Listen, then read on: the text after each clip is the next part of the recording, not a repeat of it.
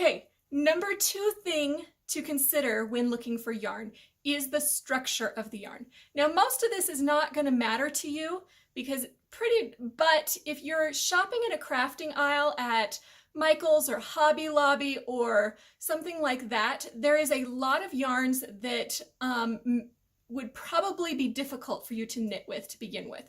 So there are 3 structures basically of yarn. Well, there's more than that, but we're going to start with 3 structures. There is a single ply, and a single ply yarn looks like this. Notice how it's smooth all the way through, and it looks like it's one strand. This is a single ply.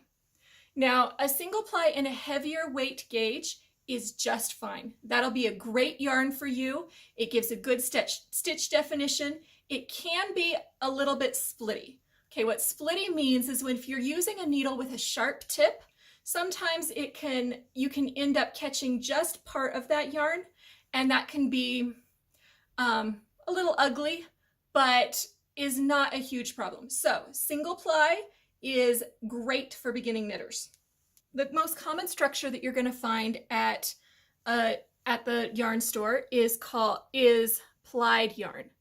So a plied yarn looks kind of like a rope.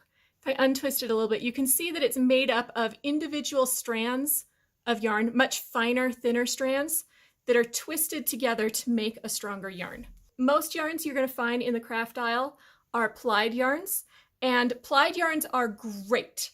They are the staple of the knitting community. So single ply yarns and plied yarns are both great for beginners. Choose any one of those that you want. The other structure, which I actually don't have a good example of because I don't knit with it, because it's difficult to work with, which is why I don't recommend it for beginners, is a novelty yarn. So a novelty yarn can be something that is super fuzzy. Think looks like eyelashes, or it looks like it's a chain of yarns, or is a super shiny kind of rayon, or it looks like it's a tape, or is really thick and thin. It has big blobs of something, and then it's really skinny, and then another big blob. Any of those are considered a novelty yarn, and they can give you some really interesting textures in your knitting, but they're not good for beginners because you're going to be very frustrated while you're trying to learn how to knit the stitches, and your yarn is fighting you all the way.